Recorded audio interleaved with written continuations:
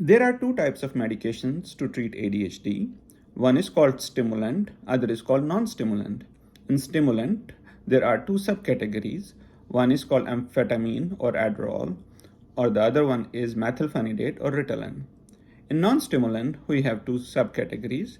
One is called atomoxetine, Strattera, or selective norepinephrine reuptake inhibitors, which work like most of an antidepressant or SSRIs medication. And the other category is alpha-2 agonist, which is clonidine and guanfacine.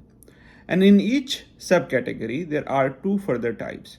One is short-acting, one is long-acting. Like in methylphenidate, short-acting methylphenidate, longer-acting methylphenidate.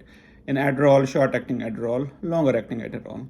In clonidine, shorter-acting clonidine, longer-acting clonidine, and similarly, shorter-acting clonidine and shorter-acting guanfacine and the longer-acting guanfacine. We do not have any these subcategories in atomoxetine.